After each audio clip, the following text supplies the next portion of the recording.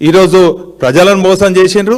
ఎన్నికల సమయంలో మీకు అది మరి మీకు సపోర్ట్ చేసినటువంటి సిపిఐని కూడా మిత్రద్రోహం చేసి మరి వారికి కూడా మరి అన్ని రకాలుగా ఆ పార్టీకి కూడా ద్రోహం చేసిన పార్టీ కాంగ్రెస్ పార్టీ, రేవంత్ ప్రభుత్వం.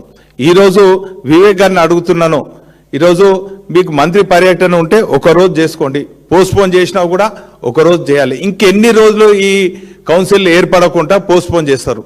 ఈరోజు ప్రజాస్వామ్యబద్ధంగా ఎన్నికైనటువంటి 10 మంది కౌన్సిలర్లు, 4 సిపిఐ కౌన్సిలర్లు, 14 మంది మరి ఖచ్చితంగా అక్కడ మెజార్టీ ఉన్నది. మీరు ఎప్పుడు పెట్టినా కూడా మేము ఖచ్చితంగా ఇది చేస్తాం. ఒకరోజు పోస్ట్పోన్ చేసిండ్రు, 2 రోజులు చేసిండ్రు, ఇంకా అప్రాపరేట్ టైం అంటే ఇంకెప్పుడు ఎన్ని రోజులకు వస్తుంది?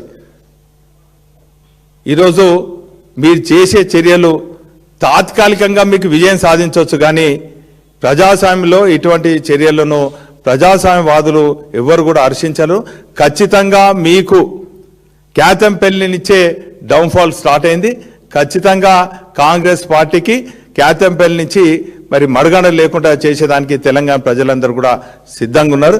ఇప్పటికైనా కూడా మరి కళ్ళు తెరిచి మరి ప్రజాస్వామ్యాన్ని గౌరవించి ప్రజాస్వామ్యబద్ధంగా ఎన్నికైనటువంటి మెజార్టీ పార్టీ అయినటువంటి బీఆర్ఎస్ పార్టీ, సిపిఐ పార్టీని ఇద్దరిని కూడా మరి అక్కడ కౌన్సిల్ ఏర్పాటు చేసి చైర్మన్, వైస్ చైర్మన్గా ఎన్నికయ్యే విధంగా చేస్తేనే మీకు మరి ప్రజలందరూ కూడా హర్షిస్తారు. లేని ఏడల మరి ప్రజాస్వామ్యవాద అందరూ కూడా మీకు ఖచ్చితంగా మీకు మీ పార్టీకి సరైన సమయంలో సరైన రీతిలో గుణపాఠం చెప్తారన్నటువంటి విషయాన్ని కూడా ఈ సందర్భంగా తెలియజేసుకుంటూ మరి ప్రజాస్వామ్యవాదులందరూ కూడా దీన్ని ఖండించాలి. బేషరతుగా మా సుమన్ గారిని విడుదల చేయాలని కూడా మేము డిమాండ్ చేస్తున్నాం.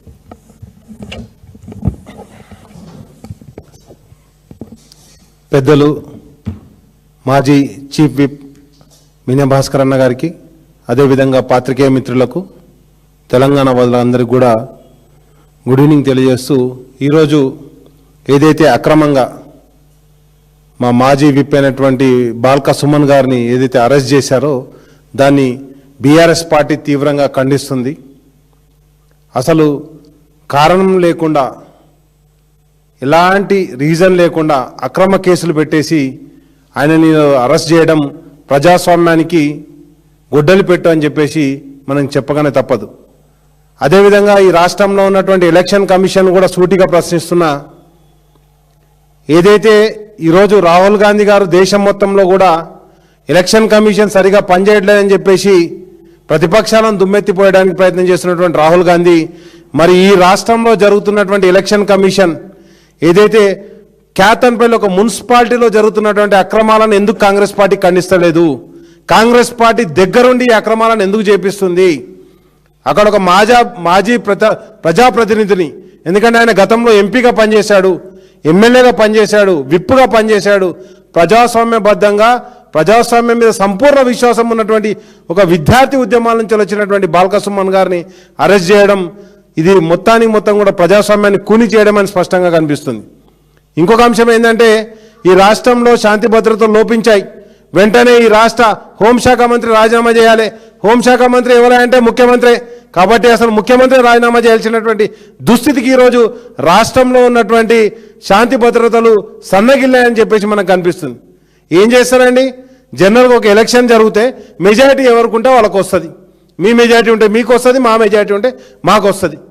కానీ ఈరోజు మెజారిటీ మా సభ్యులు గెలిచినా కానీ దాన్ని ఏదో విధంగా అక్రమార్గాల ద్వారా దాన్ని ఓవర్కమ్ చేయడానికి ప్రయత్నం చేస్తూ, నిన్ననే చూసాం చాలా మున్సిపాలిటీలో, హంగేర్పడ్డ ప్రతి మున్సిపాలిటీలో మీరు చేసినటువంటి అక్రమాలు, అన్యాయాలు. అదేవిధంగా ఈ క్యాతన్పల్లిలో పనిచేద్దామని ప్రయత్నిస్తే బీఆర్ఎస్ శ్రేణులు కావచ్చు, అదేవిధంగా కమ్యూనిస్టు మిత్రులు కావచ్చు కూడా మీ అక్రమాలను అడ్డుకోవడం జరిగింది. స్థానికంగా ఉన్నటువంటి ఎమ్మెల్యే గారు ఈరోజు మంత్రిగా ఉన్నారు కాబట్టి ఎన్ఆర్ఐ కోటాలో మంత్రిగా అయినటువంటి అక్కడ ఉన్నటువంటి మంత్రి వివేక్ గారు వెంటనే ఆయన ఏంటంటే ఏదో విధంగా దక్కించుకోవాలి, ఈ మున్సిపాలిటీని పోతే నా మంత్రి పదవికి నాకు చెడ్డ పేరు వస్తా అనే విధంగా ఈరోజు బాల్క సుమన్ గారి మీద అబాండాలు, అవాకులు చెవాకులు పేలుతురు. ఇది సరైన పద్ధతి కాదు. మేము ఒకటే చెప్తున్నాం, కాంగ్రెస్ పార్టీ ఈరోజు ఇప్పటికే చాలా విషయాలలో మోసం చేయడం జరిగింది. అందుకే ప్రజలు కర్రు కాల్చి వాత పెట్టారు. ఈరోజు జరిగినటువంటి మున్సిపల్ ఎలక్షన్లో కూడా వాళ్ళకు 40% ఓట్లు కూడా దాటలేదు. అంటే వాళ్ళు ఇచ్చినటువంటి హామీలు కావచ్చు, వాళ్ళు చెప్పినటువంటి అబద్ధ ప్రచారాలు కావచ్చు, ప్రజలందరూ కూడా వాళ్ళను చీత్కరించుకున్నటువంటి పరిస్థితి. మరొకసారి ఈరోజు బాల్క సుమన్ గారి అరెస్ట్ ద్వారా ప్రజాస్వామ్యాన్ని మొత్తం కూడా చెరసాలలో బంధిస్తామని చెప్పేసి ప్రయత్నం చేస్తుర్రు. తప్పకుండా ప్రజాస్వామ్యవాదులు కావచ్చు, తెలంగాణ వాదులు కావచ్చు, దీని అందరం కూడా వ్యతిరేకిస్తున్నాం. బాల్క సుమన్ గారిని వెంటనే బేషరతుగా విడుదల చేయాలని చెప్పేసి కూడా మేము డిమాండ్ చేస్తున్నాం. ఇంకొక మాట, మిత్రద్రోహం అంటే ఇంతకుముందు అన్నారు, సిపిఐతో మిత్రద్రోహం చేశారు. ఆల్రెడీ ఇప్పుడు వాళ్ళని కాదని చెప్పేసి ఈరోజు సిపిఐ మాతో కలిసి కేతన్పల్లిలో పోటీ చేయడం జరిగింది. పోటీ చేసిన తర్వాత సిపిఐ పోటీ చేసిన తర్వాత గతంలో మాకు కూడా ఈ అనుభవం ఉంది కాంగ్రెస్ పార్టీతో.